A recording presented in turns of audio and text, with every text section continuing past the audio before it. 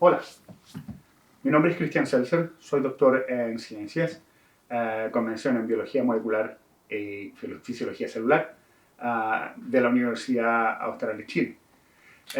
Estoy viviendo en Canadá hace más de 13 años. Lo que he hecho aquí es dedicarme a las neurociencias. Sin embargo, las neurociencias no son lo único que me apasiona. Incluso desde antes de estudiar ciencias y de transformarme en un científico, estaba muy interesado en las artes gráficas y el diseño, y en el arte en sí. De hecho, tengo práctica como diseñador gráfico por más de casi 20 años, por lo que para mí ambos campos de conocimiento no son ajenos ni muy disímiles. De hecho, veo un montón de similitudes entre ellos, y creo que existe gran potencial en cómo ellos pueden ayudarse mutuamente para distribuir información y para llevar cosas como conocimiento científico al resto de la población.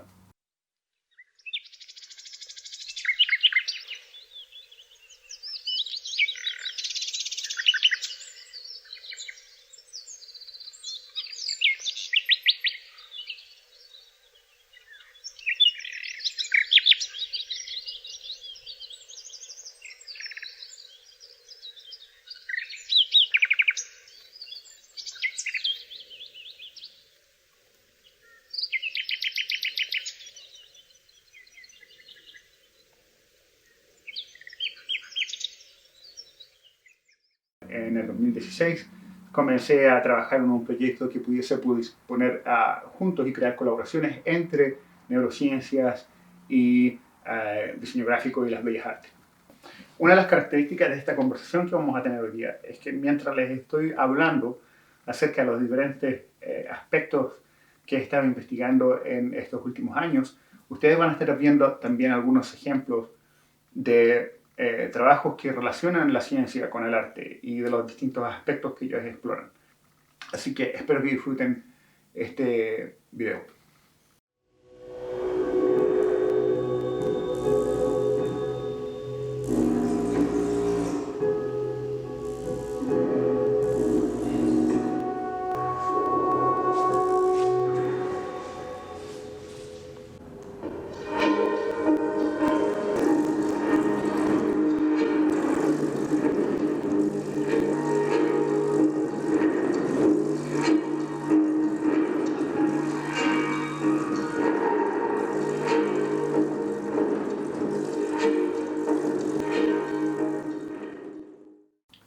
Ahora, ¿por qué decidí tomar estos dos campos que parecen tan diferentes y ponerlos juntos? Porque creo que desde hace bastante tiempo la ciencia está enfrentando un problema de comunicación con el resto del público. Y creo que es crucial, es sumamente importante tratar de resolver ese problema. ¿Por qué se desarrolla este problema de comunicación entre las ciencias y el resto del público? Hay varias razones para ello. Y quizá la principal de ellas es la diferencia en educación y entrenamiento que posee el grupo de gente que hace ciencias y que posee el grupo de gente que hace otras tareas que no son ciencia. Me explico. Después de que terminas una carrera científica, usualmente pasas entre 2 a 12 años recibiendo entrenamiento adicional para convertirte en científico. Y una de las partes esenciales de la ciencia es algo que se conoce como el método científico. Lo que el método científico busca es dejar de lado los prejuicios al desarrollar investigación, de forma de que ellos no vayan a influenciar los resultados que uno encuentra y que deben ser analizados e interpretados para tratar de encontrar las mejores soluciones que calcen esos datos. El problema es que para desarrollar esa falta de prejuicio, para separarse de los prejuicios que pudieran contaminar tu ciencia, uno debe desarrollar algo que se llama pensamiento crítico. Y el pensamiento crítico no es algo a lo que todos estemos habituados. De hecho, nuestro cerebro es mucho más proclive a tomar decisiones rápidas para mantenernos a salvo que hacer un pensamiento reposado acerca de hechos y tomarlos todos juntos y alcanzar un resultado. Esto no se hubiese ayudado mucho a que nuestra especie se transformara en la especie más exitosa en el planeta en términos de sobrevivir. Por lo que esta diferencia en entrenamiento causa una gran brecha, un gran espacio, un abismo entre la gente que desarrolla ciencia y la gente que no. Y esto no es en realidad culpa ni de los científicos ni del público, pero debemos encontrar una forma de establecer puentes para poder comunicar la información que estamos adquiriendo, porque podría ayudarnos a salvarnos de enfermedades, tomar más conciencia en políticas públicas, en cuáles serían las mejores medidas para solucionar un problema en particular. Incluso podría ayudarnos a solucionar problemas como la pobreza, la desigualdad, el reparto de dinero justo a través de los distintos estratos sociales y de cómo el conocimiento llega a la gente, dándole poder a las personas. Los otros tres problemas que enfrentan los científicos hoy en día para poder lograr una comunicación efectiva son el modelo del déficit, el prejuicio de la confirmación y la paradoja del conocimiento. El primero de ellos se refiere al modelo que utilizamos hoy en día para educar a las siguientes generaciones y educarnos a nosotros mismos. Lo que hacemos es utilizar un método que nació por allá en el siglo XIX y que lo que pretendía era entrenar gente para ir a las fábricas y ayudar a los empresarios, ¿cierto?, a desarrollar sus proyectos de la industria. Este método lo que dice es que si a ti te falta una porción de conocimiento, lo que debes hacer es ir a un colegio o a la universidad donde una persona que sabe y que conoce acerca de ese tema del cual tú no conoces, te va a enseñar y tú vas a aprender y el conocimiento que faltaba va a ser llenado, ese espacio va a ser llenado. El problema es que estudios en educación y en comunicación han demostrado que este modelo es ineficiente para poder entregar conocimiento científico.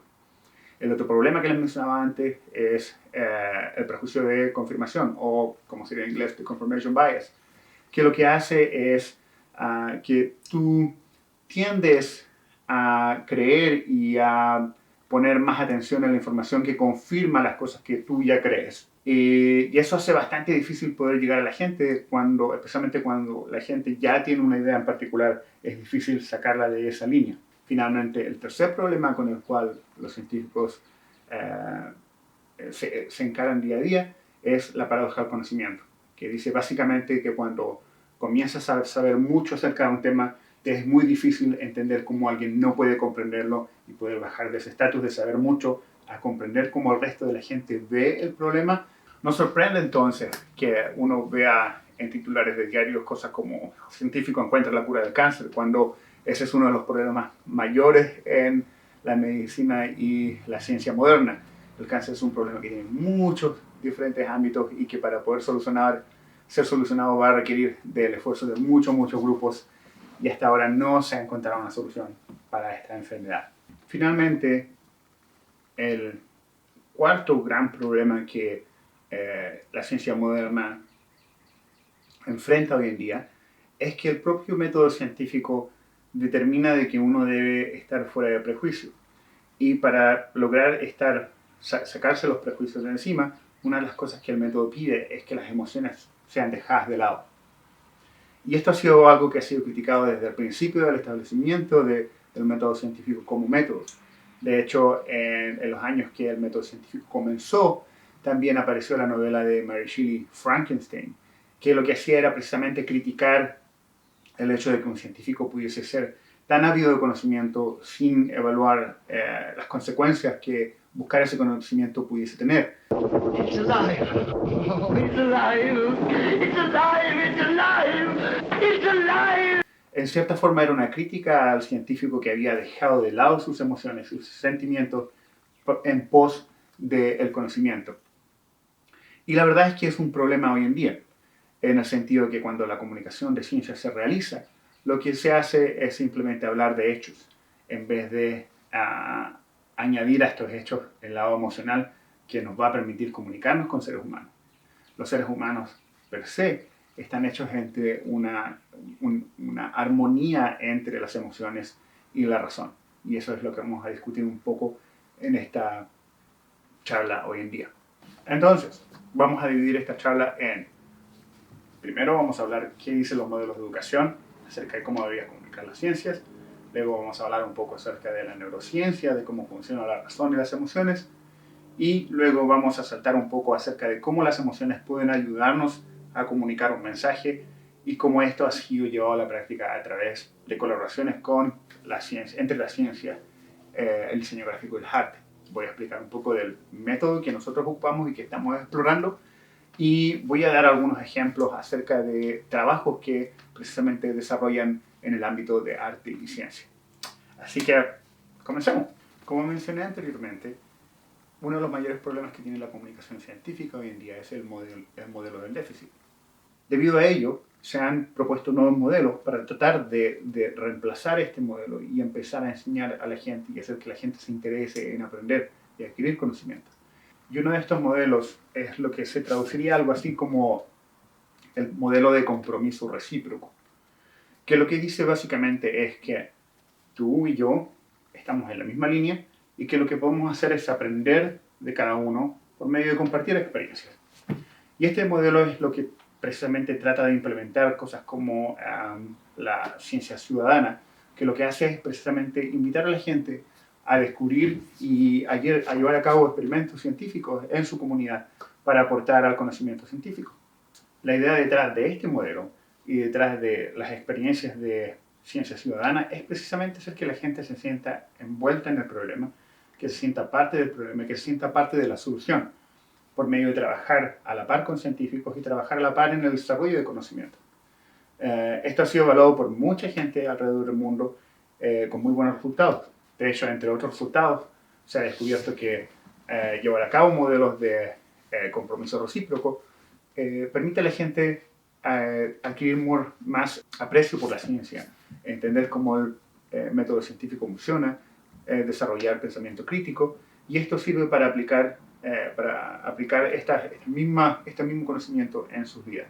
Una de las razones para que el compromiso recíproco funcione es que precisamente apela un poco a las emociones, apela un poco a la confianza entre la gente y a poder compartir cosas, que es parte de nuestra propia naturaleza como seres humanos. Como seres sociales nos gusta compartir, y como seres sociales sentimos que con la gente que compartimos existe un vínculo y podemos confiar, aprender o compartir las cosas que conocemos con esa gente.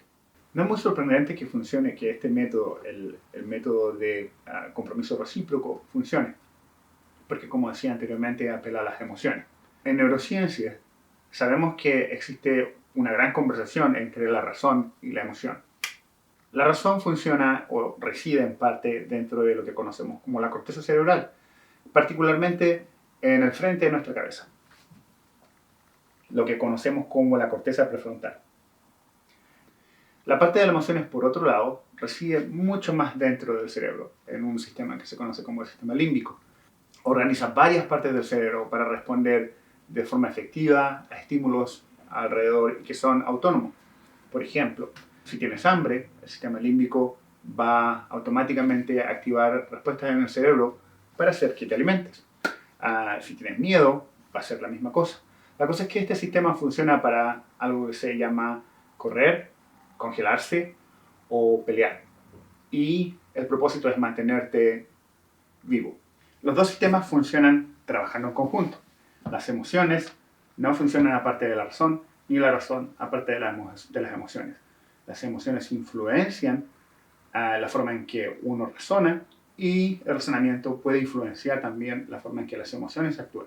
Por lo que no es tan descabellado pensar que uno puede en cierta forma controlar las emociones y que las emociones pueden también controlarlo a uno. Es sumamente importante desarrollar confianza para poder entregar información.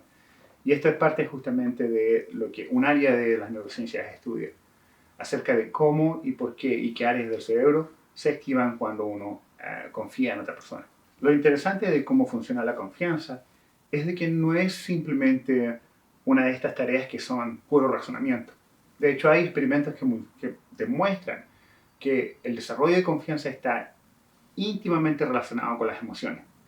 Y uno de los mejores experimentos para entender esto fueron experimentos que se realizaron durante los años 90, en los cuales se descubrió que un área del cerebro, que usualmente está relacionada con el miedo y la respuesta de escape, tiene una gran influencia en el reconocimiento de las expresiones faciales que denotan ciertas emociones. Esta área del cerebro, que se conoce como la amígdala, cuando está dañada, se demostró que estas personas no son capaces de reconocer en el rostro de otra gente si esa gente está enojada o si le sucede algo que afecta la intensidad de ese rostro para contigo. Por lo que la influencia de esta área del cerebro, la amígdala, va a cambiar la forma en cómo uno confía o no en otro ser humano. La función de la amígdala también está relacionada con la forma en cómo recordamos y en la forma en cómo razonamos. De hecho, se ha demostrado también en experimentos de grupo que cuando el grupo influencia a un individuo en particular, la amígdala se va a activar y va a cambiar la forma en cómo recordamos cosas y la forma en cómo decidimos y tomamos decisiones con respecto a un asunto.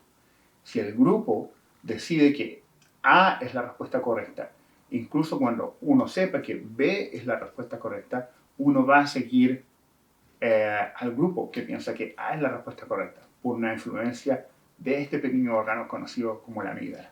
Es muy interesante también saber que este pequeño órgano también está relacionado con la forma en cómo percibimos la belleza.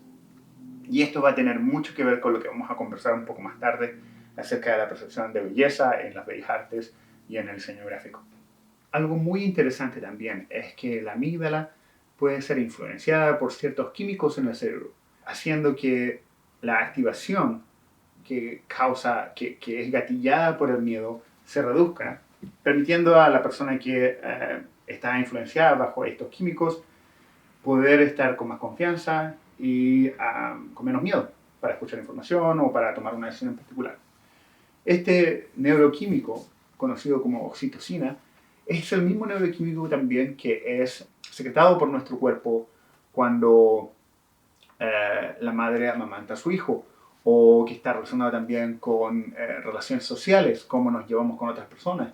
Es el químico que ha sido conocido en la prensa como el químico del amor, que se relaciona con la forma en que el amor romántico o los sentimientos de apego también ocurren en mamíferos. Por lo que no es extraño que este particular neuroquímico que se produce en la pituitaria posterior puede afectar la forma de funcionamiento de otros órganos en el cerebro. Otras dos áreas muy interesantes del cerebro que también están envueltas con lo que estamos conversando hoy en día son la ínsula y el sistema de recompensa del cerebro, que compone varias áreas dentro del sistema límbico. La primera, la ínsula, está relacionada con nuestro sentimiento de rechazo o aversión a ciertas cosas.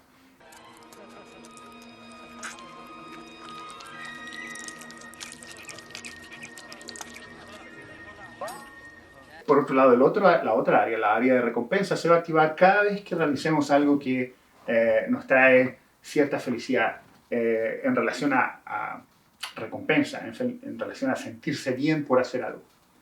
Ambas áreas están relacionadas con la forma en cómo nos comunicamos como seres humanos. Nos van a permitir continuar una conversación o parar una conversación, porque también influencian la forma en que la razón, ¿recuerdan? La corteza prefrontal va a actuar en respuesta a ciertos estímulos. Por lo que, por ejemplo, si estamos en medio de una discusión, como mencionaba antes, y la persona está ganando la discusión y nosotros creemos saber que tenemos la razón, creemos tener la razón, o simplemente no queremos perder, esta área del cerebro, la ínsula, se va a activar y nos va a hacer sentir rechazo por esa persona en particular y va a ordenar a nuestra razón simplemente irnos o actuar sin razón.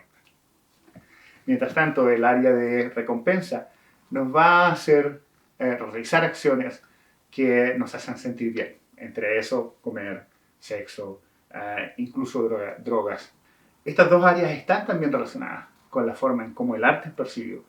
Y el área de la ínsula, que tiene que ver con aversión, también está relacionada con cosas como apreciación de lo que es bello o lo que no es tan bello. Mientras que el área de recompensa está muy relacionada con la producción de arte. Y se ha descubierto que cada vez que las personas practican arte, realizan arte o están observando arte, el área de recompensa se ve estimulada y activada. Eso nos hace querer apreciar más el arte, alejarnos del arte o sentirnos proclives a desarrollar alguna habilidad artística. Toda esta información podría explicar por qué al momento de comunicar cosas como películas, imágenes, cómics, música, pintura, cualquier cosa que tenga una propiedad estética va a estimular mucho más y va a quedar mucho más grabada en la memoria que simplemente una charla acerca de hechos científicos. Y de hecho, ustedes pueden verlo cada vez que hay una película acerca de un hecho en particular, relacionada con ciencia, eso se nos queda más en la memoria que lo que escuchamos en una clase de biología o de química. Esas son las bases entonces de por qué en particular decidí que era importante tomar las artes, las bellas artes y el diseño gráfico y realizar colaboraciones entre las ciencias y el diseño gráfico. Porque precisamente a través de esas herramientas, cómo podríamos establecer estos puentes para llevar conocimiento a la gente. Ahora en la práctica, ¿cómo hacemos la conexión o la transferencia entre conocimiento científico desarrollado a través del método científico, que está desprovisto de emocionalidad, hasta bellas artes, donde ahora la información está provista completamente de emocionalidad y en muchas ocasiones parece carecer de base científica?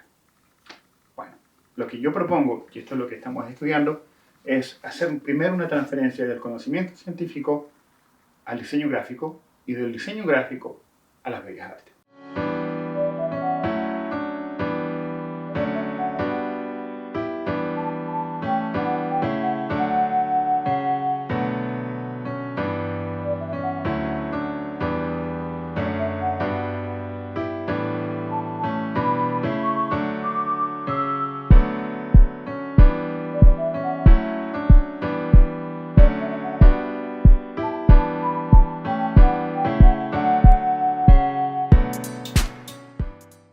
El diseño gráfico como disciplina se dedica a resolver problemas comunicativos y para resolver estos problemas comunicativos sigue un modelo muy similar al método científico. Existe un problema y lo que hacemos es tratar de encontrar soluciones a este problema por medio de experimentar y realizar iteraciones, que lo que significa es repeticiones acerca de un proceso para encontrar la mejor forma visual, la mejor respuesta visual para responder a este problema. Una vez que esta respuesta visual más cómoda se ha encontrado, se reevalúa para ver si precisamente resuelve el problema y si no, se vuelve a comenzar nuevamente el proceso iterativo. El diseño gráfico puede avanzar la comunicación científica un paso adelante en la provocación emotiva por medio del uso de elementos como la ilustración, la iconografía, la fotografía y la tipografía. Todo esto organizado en capas y grillas que nos permitan organizar la información para que sea fácil de encontrar y de comprender, pero esta vez en una forma visual.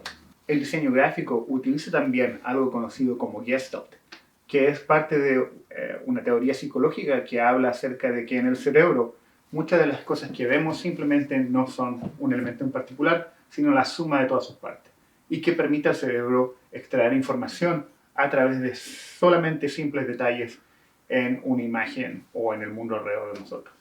Una vez que hemos desarrollado y transformado el conocimiento científico en conocimiento visual, podemos tomar ese conocimiento visual y llevarlo a las bellas artes, de forma que ahora el conocimiento se reviste de una capa emocional que nos va a permitir llegar de forma más efectiva al público.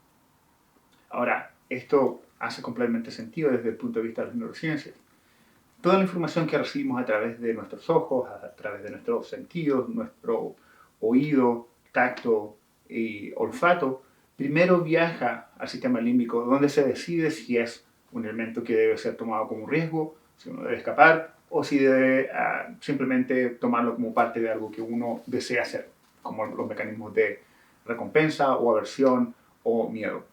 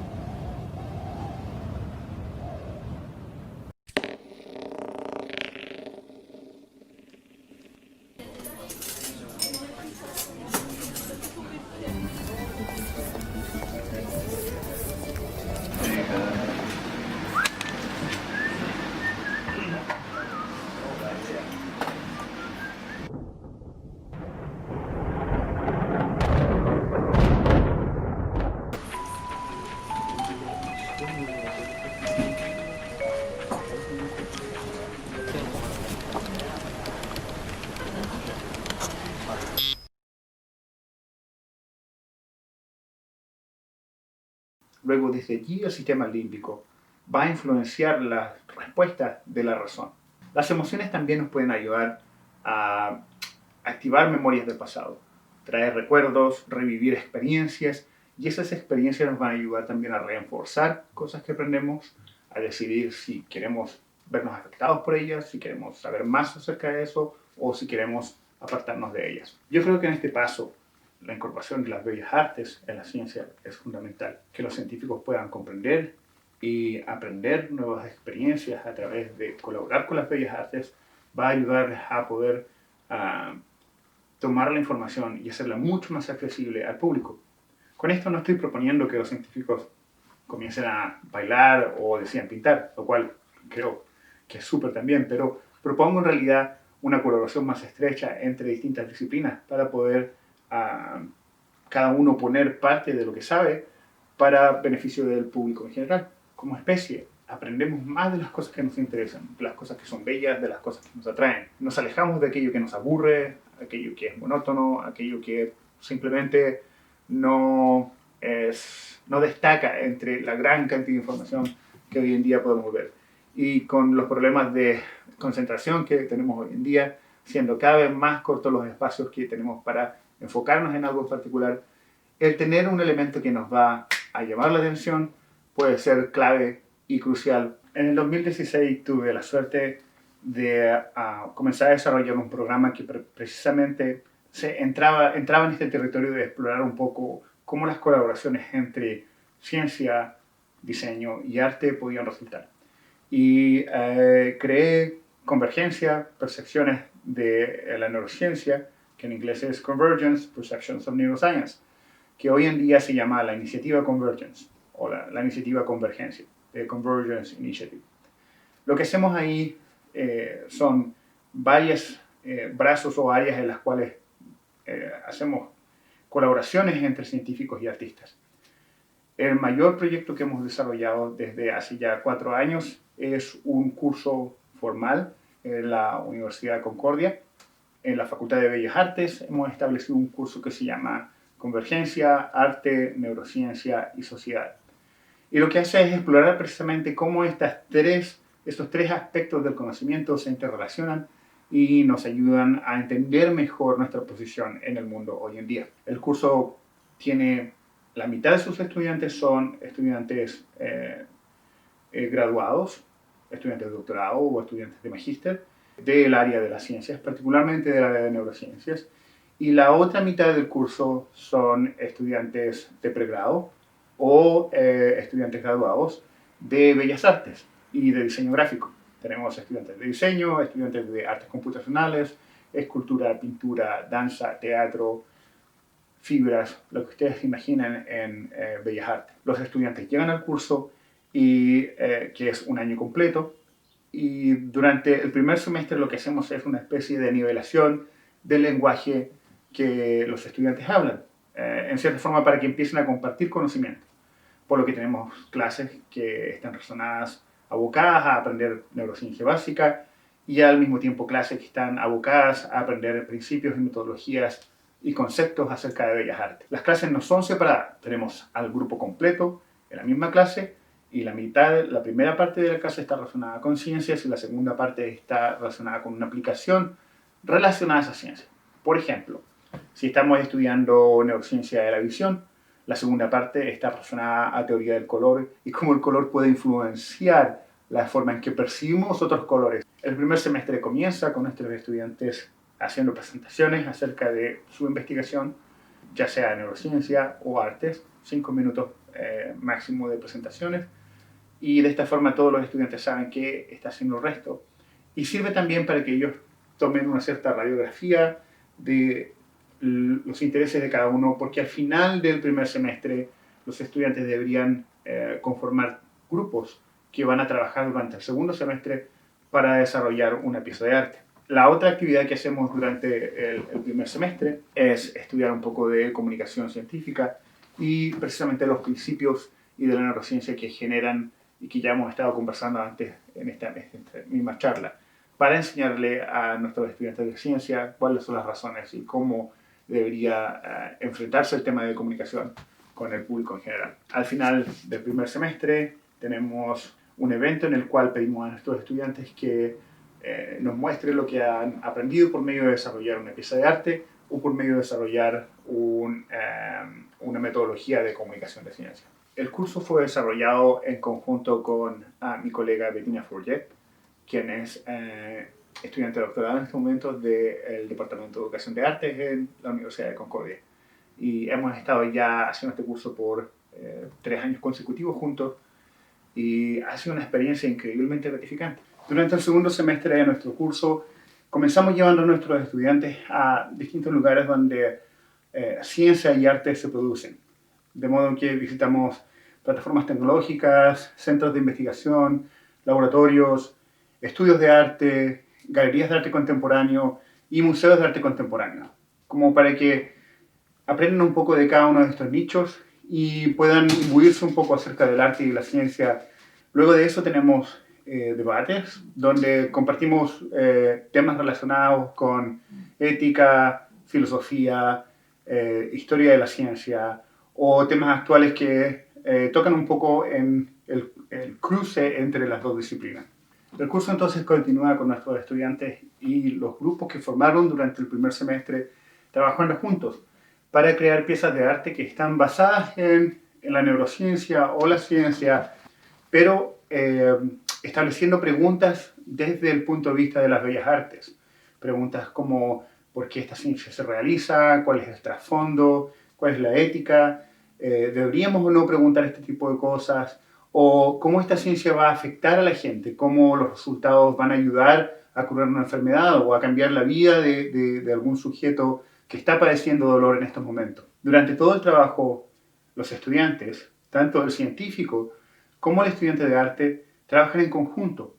Uno de los principios de nuestro trabajo es precisamente de que el científico no sea simplemente una musa inspiradora, sino que sea parte del grupo activamente, que realice un trabajo en el desarrollo y la producción de la obra de arte y al mismo tiempo que informe la práctica del artista. Por otro lado, también le pedimos a los artistas que se imbuyan en el proceso científico, aprendiendo conceptos, aprendiendo ideas que tienen que ver con ciencia, corrigiendo o corroborando aspectos de su arte sin dejar de fluir la creatividad, porque tampoco queremos con esto constreñir la forma en que la producción se realiza. La idea detrás del curso es que los estudiantes produzcan piezas de arte no solamente en el ámbito didáctico.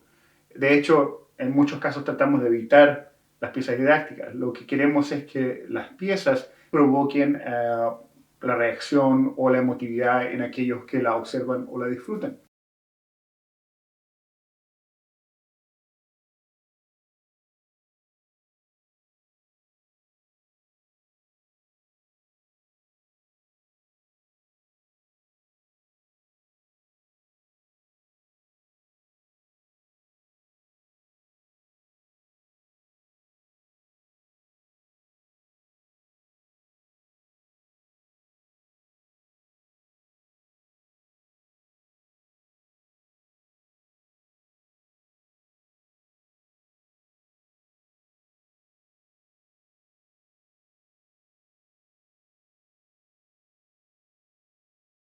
Nuestro programa termina con 2 eventos mayores. El primero está dirigido específicamente a nuestros estudiantes del área de las ciencias y es un simposio de comunicación de ciencias. En él los estudiantes toman diferentes métodos que han aprendido durante las clases de comunicación científica, donde les enseñamos diseño gráfico, contar historias, desarrollo de zines, de pequeñas revistas, diagramación, todo este tipo de cosas que puede ayudarles a llevar a cabo de forma más eficiente su comunicación.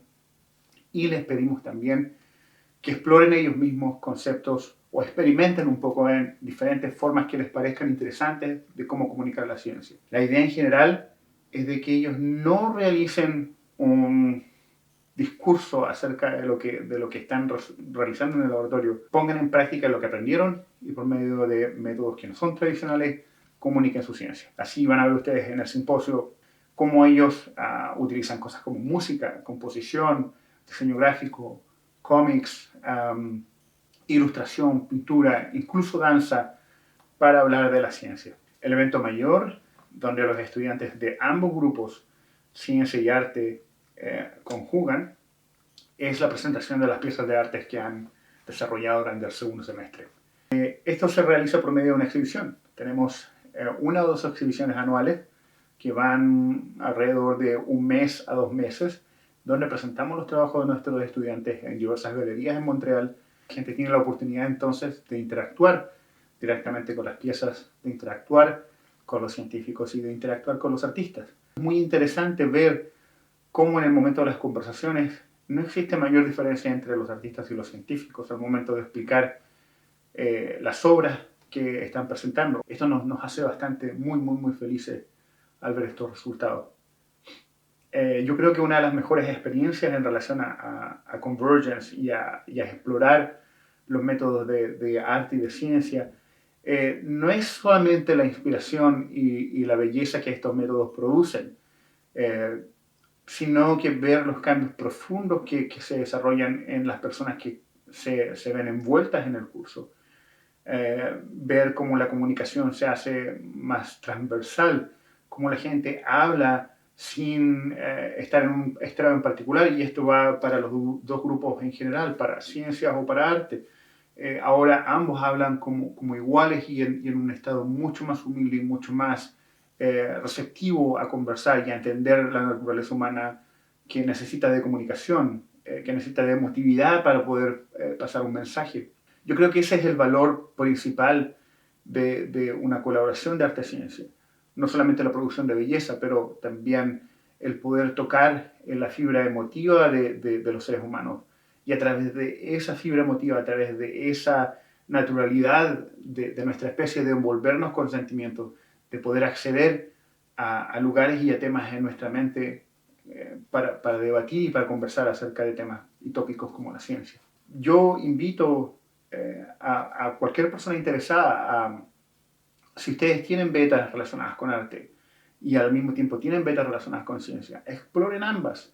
No se queden simplemente con la idea de que para poder ser exitoso en un ámbito tienen que ser o científicos, o ingenieros, o médicos, o artistas. Hay tanta variedad en nuestra sociedad que explorar un solo aspecto es simplemente aburrido. Y no dejen que los convenzan de otra cosa. Déjense llevar por lo que les parece y les crea pasión. Y esas pasiones a veces no necesariamente son una sola cosa. Quiero agradecer a la Universidad Católica del Maule, a Ingrid Carbacho especialmente por haberme invitado a hablar hoy día. Agradecer a mis pares en Montreal, al Instituto de Investigación de la Universidad McGill, al Centro de Reparación del Cerebro y Neurociencia Integrativa, a la Facultad de Bellas Artes de la Universidad Concordia y a nuestros colaboradores en Canadá. También quiero agradecer en particular a la profesora Bettina Fourget, colega con quien desarrollamos el curso por ya más de 3 años juntos, trabajando en los conceptos del curso y trabajando también en la organización de Convergence. Ella es la directora de Bellas Artes de nuestra organización. Y quiero invitarlos a que, si tienen preguntas, me escriban. Tengo entendido que vamos a tener una sesión online en la que vamos a poder conversar y discutir más acerca de estos temas. Así que los invito. Me encantaría tener una conversación con todos los que estén interesados en el tema. Gracias.